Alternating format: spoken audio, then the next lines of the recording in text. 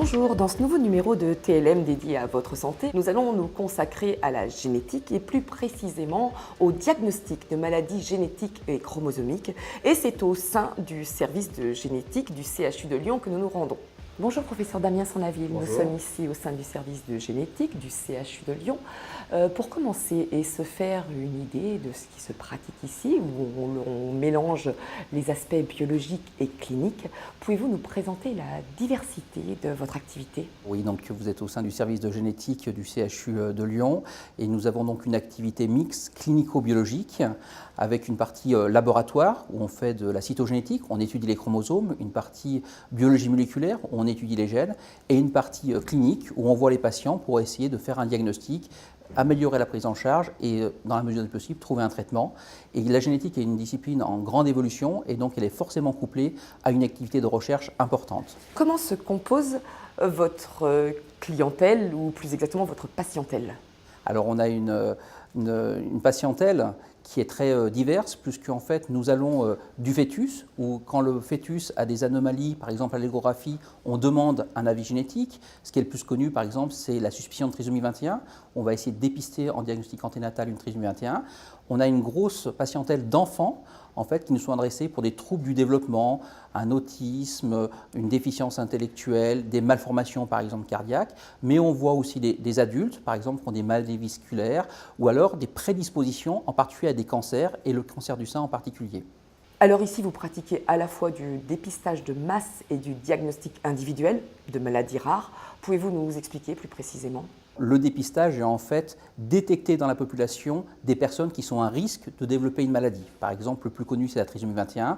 Il y a le dépistage de la trisomie 21 et on va essayer de trouver parmi les femmes enceintes celles qui ont une probabilité plus importante d'avoir un fœtus, donc un enfant porteur de trisomie 21.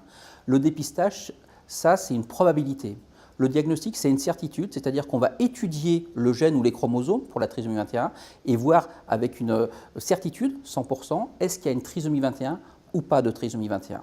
Donc on est entre de la probabilité et de la certitude. Pratico-pratique, comment un patient arrive jusqu'à vous?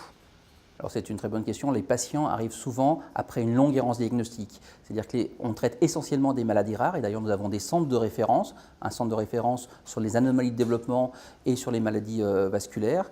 Et les patients ont vu plusieurs médecins, ont eu plusieurs examens et on n'arrive pas à trouver le diagnostic. Et ils arrivent après un long parcours en génétique où on va pouvoir identifier une maladie. Est-ce que maladie génétique veut forcément dire maladie héréditaire? Alors c'est une question qui se pose souvent parce que quand on dit génétique, on passe à transmission et d'ailleurs quand on fait une consultation, on pense toujours à l'arbre généalogique et rechercher des antécédents. En fait, une maladie génétique, c'est une maladie où il y a une anomalie, soit au niveau de nos gènes, soit au niveau de nos chromosomes. Mais cette anomalie, elle n'est pas forcément héréditaire, ça peut être un accident au moment de la conception. Donc les deux peuvent exister, mais fréquemment, ce sont des maladies génétiques, mais qui ne sont pas héréditaires. Ici, dans le service de génétique des Hospices civils de Lyon, on consulte des médecins tous polyvalents. Les biologistes sont plus au fait des techniques, tandis que les cliniciens sont davantage impliqués dans la prise en charge médicale et le suivi des patients. Bonjour professeur Edry, pouvez-vous nous expliquer le cheminement typique d'un patient depuis son accueil en consultation?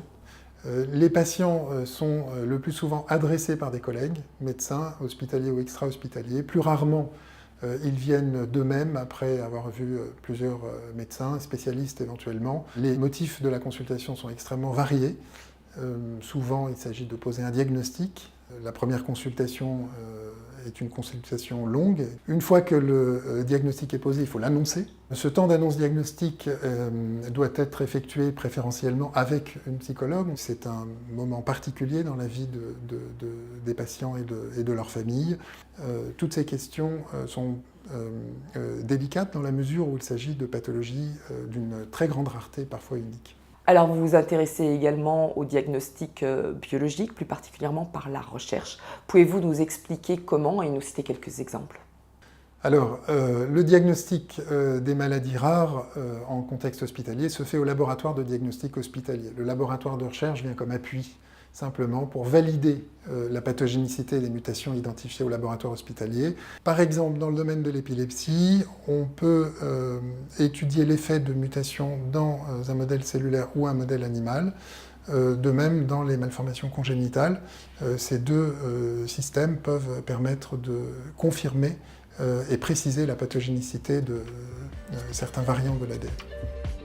Damien Decran a rencontré une patiente qui a accepté de nous raconter son histoire et en quoi le diagnostic posé à l'HFME l'avait aidé. Au reportage. Léna a 5 ans et demi. Depuis 1 an maintenant, elle est diagnostiquée comme souffrante du syndrome de Kabuki. Une maladie rare qui se caractérise par de nombreux symptômes cliniques. Pour Léna, une malformation cardiaque ainsi que des troubles alimentaires et auditifs. Des symptômes qui sont apparus relativement tôt. Léna a 15 mois lorsque le service génétique de l'hôpital Femme-Mère-Enfant évoque la piste Kabuki. Un long parcours médical va pourtant être nécessaire pour confirmer le diagnostic. Une fois que le diagnostic a été posé, il a fallu avoir confirmation. Donc le docteur Putou a fait une prise de sang de Léna. Et c'est parti donc à un laboratoire de Belgique. Et ils ont examiné le gène principal du Kabuki qui est revenu négatif. Après, ils ont examiné le deuxième gène qui est revenu négatif. Et on a participé à un projet de recherche où on pouvait faire un exome. Et là, ils ont étudié tous les gènes. Et le premier gène du Kabuki est revenu positif. Et là, on l'a su. Léna avait 4 ans et demi. Une longue attente, mais enfin le soulagement de pouvoir mettre un nom sur la maladie de Léna.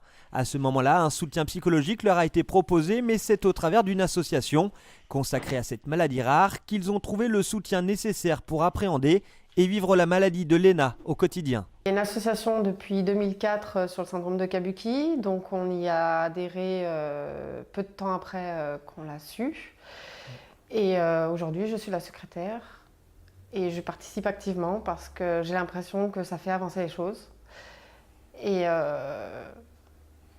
ça nous aide au quotidien pour les familles et pour la recherche. Et le fait d'être dans l'association, donc toutes les années, il y a un rassemblement des familles. Donc nous, ça nous permet de voir d'autres familles dans le même cas que nous, d'autres enfants. Donc on peut voir un peu l'évolution, les points qu'ils ont en commun, les trucs différents. Et de nous, de parler avec des personnes dans le même cas que nous, ça nous fait beaucoup de bien parce qu'ils nous comprennent vraiment sur tout ce qu'on vit au jour le jour. On se sent normal, une famille normale. Si la maladie n'est pas dégénérative, Léna est tout de même suivie régulièrement par tous les services de médecine, des visites de contrôle mais aussi de prévention. Une bonne prise en charge qui permet à Léna d'évoluer de manière positive.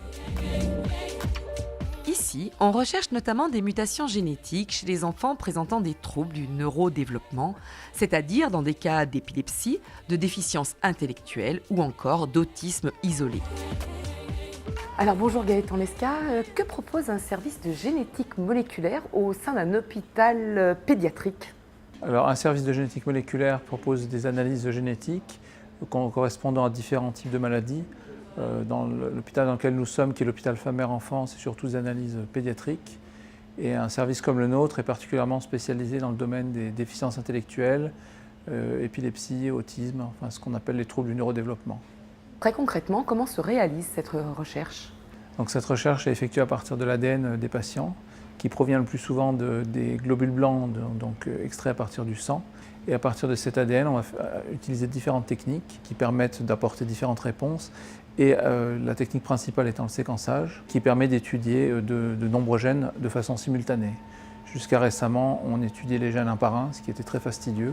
Et maintenant, on peut étudier les gènes par plusieurs dizaines, par plusieurs centaines, voire dans quelques années, probablement l'ensemble du génome humain chez les patients. Présents sur le marché depuis quelques années, des tests génétiques permettent aujourd'hui le dépistage des trisomies 13, 18 et 21 à partir d'une simple prise de sang maternel. De l'ADN fœtal circulant est extrait et analysé. La technique repose sur une quantification du matériel chromosomique pour mettre en évidence un excès d'ADN pour le chromosome 21, mais l'objectif n'est pas d'analyser l'ensemble du génome du fœtus. Est-ce qu'aujourd'hui, un test sanguin, en l'occurrence le DPNI pour dépistage prénatal non invasif, peut-il être une alternative à l'amniosynthèse ? Alors, malgré sa très grande fiabilité, supérieure à 99%, le test sur l'ADN libre circulant dans le sang maternel est un test de dépistage. Tout résultat positif doit être vérifié par un karyotype fœtal, c'est-à-dire une photographie de l'ensemble des chromosomes. Donc ce karyotype est le seul moyen d'avoir une certitude diagnostique et va rechercher notamment la présence d'une trisomie 21. Pour cela, il faut faire un geste invasif, donc comme le prélèvement de liquide amniotique, encore appelé amniosynthèse. Ce geste est parfaitement maîtrisé par les obstétriciens qui suivent les grossesses, mais il comporte un risque de fausse couche de l'ordre de 0,5 à 1%. Comment ce DPNI, qui d'ores et déjà est proposé par des laboratoires privés comme Alpigène, Biomnis, est-il mis en place au sein d'un service hospitalier? Comment se positionne la consultation de génétique médicale à l'HFME? Le DPNI a été mis en place aux Hospices civils de Lyon depuis fin 2015. Il est encadré par les équipes d'obstétrique et de génétique. Et ce service est donc proposé aux patientes qui sont suivies aux Hospices civils de Lyon et dans les laboratoires qui ont une convention avec les Hospices civils de Lyon. Alors, professeur Sanlaville, vous bénéficiez d'ores et déjà au sein de votre service de toutes les technologies de pointe. Vous disposerez bientôt de la plateforme Oragène. Néanmoins, vous avez encore des besoins non satisfaits. Si demain, les Lyonnais pouvaient vous aider à travers la Fondation Hospice Civil de Lyon, quelles seraient vos priorités? Alors nous souhaitons tout d'abord répondre aux besoins des patients, en particulier des associations qui demandent de diminuer l'errance au diagnostic. Le gouvernement a mis en place un plan qui s'appelle France Médecine Génomique, pour lequel il met en place 2 plateformes pilotes de génomique. La région Auvergne-Rhône-Alpes a été retenue dans ces 2 projets pilotes. Ces projets vont nous permettre d'avoir une meilleure connaissance du génome, mais il va falloir des études cliniques pour valider les résultats obtenus. Et là, nous avons vraiment besoin de la Fondation HL et des dons qui pourront être donnés pour que nous puissions valider et rendre service aux patients. Merci beaucoup, professeur Damien Sanlaville, de nous avoir accueillis et d'avoir répondu à toutes nos questions. Notre émission touche maintenant à sa fin, donc nous vous remercions de nous avoir suivis. Nous remercions bien entendu tout le service de nous avoir accueillis et nous vous retrouverons avec plaisir le mois prochain pour un nouveau numéro de Votre Santé. La première mission des hôpitaux publics est une mission de soins et à Lyon, nous avons la chance qu'ils l'assument très très bien. Pour autant, les attentes des patients vont bien au-delà des simples traitements. C'est la raison pour laquelle la Fondation Hospice Civil de Lyon finance des projets qui ne peuvent être couverts par les fonds de la sécurité sociale. Et ceci pour améliorer l'accueil, le confort, l'accompagnement des patients et accélérer des projets de recherche. Inscrivez-vous dans la tradition de générosité des Lyonnais pour leurs hôpitaux, donnez ou faites un legs à la Fondation Hospice Civil de Lyon.